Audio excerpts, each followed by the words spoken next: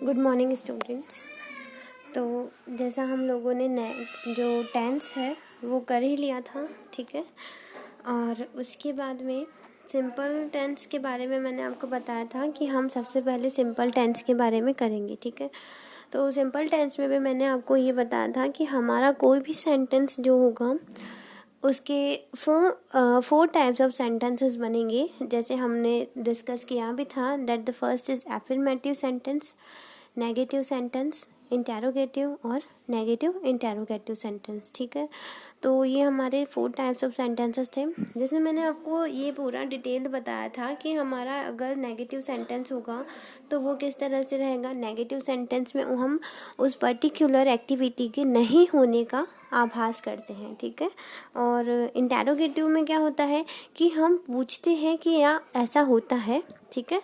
और जो negative interrogative होता है उसमें हम ये नहीं भी बोलते हैं कि उसका नहीं होने का आभास भी पूछते हैं, ठीक है, क्या ये नहीं होता है, इस तरह से, ठीक है। तो जैसे अभी यहाँ पर मैंने आपको यहाँ ये बता ही दिया है कि प्रेजेंट सिंपल टेंस हम लोग आज कंप्लीट कर लेते हैं।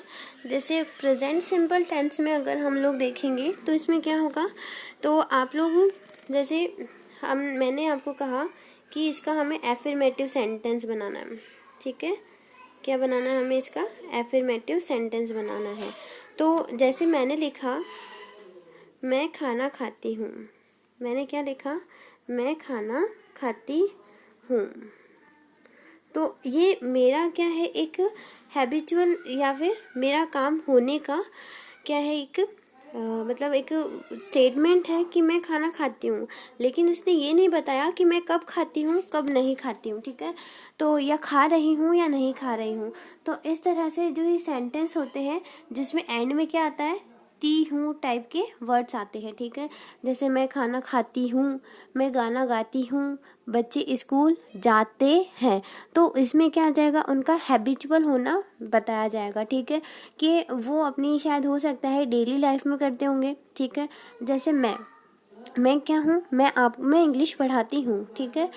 और तो ये मेरा इंग्लिश पढ़ाना क्या हो गया, मेरा एक हैबिचुअल लाइफ में हो गया, ठीक है, कि मैं डेली इंग्लिश पढ़ाती हूँ। लेकिन ऐसा थोड़ी ना होगा कि अभी अगर मेरे से कोई इवनिंग टाइम में आकर मुझे पूछता है कि महिमा आप क्या करते हो अभी, तो मैं बोलूँगी मैं इंग्लिश पढ़ाती हूँ। तो इसका मतलब ये नहीं होगा कि मैं पर्टिकुलरली उस टाइम पर इंग्लिश पढ़ा रही हूँ क्या, ठीक है।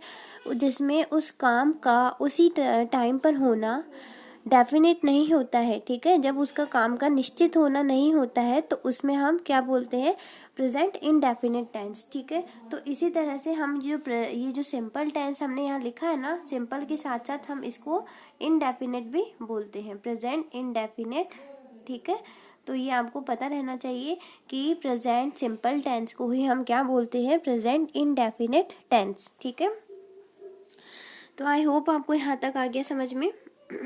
अब इसके जो सेंटेंसेस है, जैसे मैंने आपको बताया था कि इसका एक होता है एफर्मेटिव सेंटेंस, एक होता है आपका नेगेटिव सेंटेंस, एक होता है आपका इंटेरोगेटिव सेंटेंस और एक होता है आपका negative interrogative sentence. A for affirmative, N for negative, I for interrogative और इसका हो जाएगा N for negative I, interrogative negative interrogative sentence, ठीक है।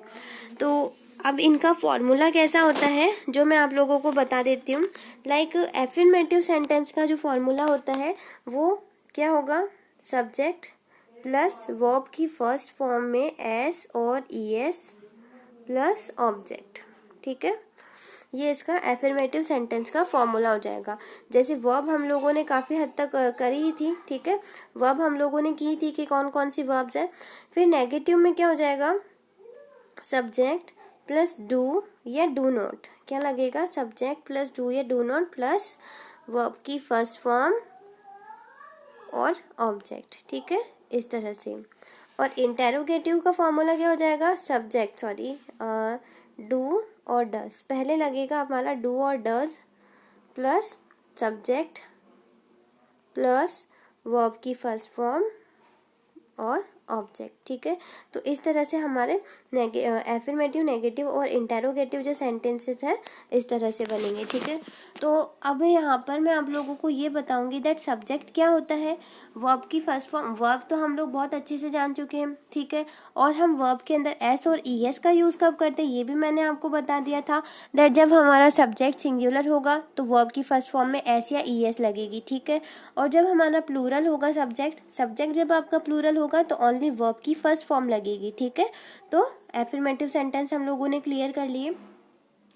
अब डू और डज का यूज़ था। ठीक है, तो मुझे आपको बताना था दैट डू और डज का यूज़ हम कहाँ करते हैं। ठीक है, तो डू और डज का यूज़ हम लोग कहाँ करेंगे। देखो, डू का यूज़ करते हैं हम सिंगुलर सॉरी मैंने मिस्टेक कर दी। ठीक है, अभी मैं इसको करेक्ट करती हूँ। डू और डज। ठीक है, तो जैसे डू है तो डू का यूज़ हम करेंगे प्लूरल सब्जेक्ट के साथ। किसके साथ करेंगे हम? प्लूरल सब्जेक्ट के साथ। ठीक है, और डज, जो डज है यानी वर्ब में एस और ई एस, डू के अंदर एस और ई एस जुड़ गया तो एस और ई एस जो है हम लोग सिंपल जब एफर्मेटिव बना रहे थे तो एफर्मेटिव सेंटेंसेस में भी हम लोग कहाँ बना रहे थे डज, ई एस कहाँ लगा रहे थे जब हमारे पास सिंगुलर सब्जेक्ट था। ठीक है, सिंगुलर सब्जेक्ट और प्लूरल सब्जेक्ट के एक एक के कंसेप्ट मैंने आप लोगों को क्लियर कर रखे हैं। तो अगर क्लियर नहीं है तो प्लीज़ आप उनको प्रीवियस वीडियो में जाकर देखें। मैं बहुत धीरे धीरे और बीच बीच में थोड़ा थोड़ा टॉपिक लूँगी ताकि आपका मतलब प्रॉपर इसी में टाइम आपका नहीं जाए। ठीक है, तो पहले हम लोग सिर्फ और सिर्फ प्रेजेंट सिंपल टेंस को करेंगे। प्रेजेंट सिंपल में मैंने आज आपको नेगेटिव सेंटेंसेस करवाए हैं। ठीक है, क्योंकि एफर्मेटिव सेंटेंसेस जो है हम लोगों के हो चुके हैं। ठीक है, जैसे कि मैंने यहाँ लिखा शी कुक्स फूड, शी कुक्स फूड। ठीक है, अब ये जो मैंने सेंटेंस लिखा है वो प्रेजेंट सिंपल के फॉर्मूला के अकॉर्डिंग लिखा है। प्रेजेंट सिंपल का फॉर्मूला क्या होता है? जैसे सब्जेक्ट प्लस वर्ब की फर्स्ट फॉर्म में एस और ई एस लगा दो और फिर बाद में ऑब्जेक्ट ऐड कर दो। ठीक है, यही होता है इसका फॉर्मूला। तो आप देखो यहाँ पर सब्जेक्ट कौन है? हमारी शी। ठीक है, सब्जेक्ट हमारा कोई सिंगुलर या प्लूरल जो भी नाउन और प्रोनाउन हो सकते हैं। तो यहाँ पर शी क्या है? एक प्रोनाउन है जो कि हम एक लड़की के लिए यूज करते हैं। शी किसके लिए यूज करते हैं? लड़की के लिए। और शी मतलब हो जाता है वह, शी का मतलब क्या हो जाता है बच्चों? वह। ठीक है, तो अभी अगर हम स्टेटमेंट को इसको हिंदी में बोलेंगे सो दैट इज वह खाना पकाती है। ठीक है, वह खाना पकाती है। तो अब इसको अगर हमें नेगेटिव में बनाना है, नेगेटिव सेंटेंस में चेंज करेंगे तो हम क्या कर देंगे? शी, ठीक है, she does not cook food, she does not cook food. ठीक है, ये इस तरह से सेंटेंस बन जाएगा। अब ये जो हमारा नेगेटिव सेंटेंस है, ठीक है, सॉरी, हाँ, ये जो हमारा नेगेटिव सेंटेंस है वो किस बेसिस पर बना कि इसका फॉर्मूला हमने क्या लगाया? सब्जेक्ट प्लस डू और डज, सब्जेक्ट प्लस डू और डज प्लस वर्ब की फर्स्ट फॉर्म और ऑब्जेक्ट। ठीक है, इस बेसिस पर हमने इसको नेगेटिव बना दिया। सब्जेक्ट प्लस डू या डज प्लस वर्ब की फर्स्ट फॉर्म प्लस ऑब्जेक्ट। ठीक है, तो हमारा सेंटेंस क्या था कि सॉरी, शी कुक्स फूड, हमारा सेंटेंस यही था ना, शी कुक्स फूड। तो अब इसे हम अगर नेगेटिव में बदलेंगे तो क्या आ जाएगा? सब्जेक्ट हमारा एज इट इज उसी जगह पर रहेगा बिकॉज यहाँ पर भी इन्होंने बोला आपको सब्जेक्ट सबसे पहले लेना है। फिर हमने नेगेटिव जब सेंटेंस बनाएंगे तो हम डू और डज का यूज करेंगे। ठीक है, तो शी क्या है? सिंगुलर सब्जेक्ट है। सिंगुलर सब्जेक्ट के साथ हम हमेशा डज लगाएंगे। शी डज नॉट, क्योंकि नॉट हमारा नेगेटिव बनाना है तो यहाँ पर मैं लिखना भूल गई थी, सॉरी, फॉर्मूला में शी डज और डू, शी डू और डज नॉट कुक फूड, क्या हो जाएगा? She does not cook, oh God कुछ प्रॉब्लम हो गई है तो एक सेकेंड, मेरा जो मार्कर है वो वर्क कर नहीं रहा है।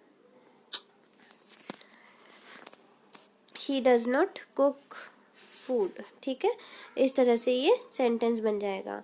ठीक है, अब मैं आप लोगों को और भी सेंटेंसेस करवाऊंगी लेकिन वीडियो में इनफ है ये। ठीक है, okay dear students, thank you so much.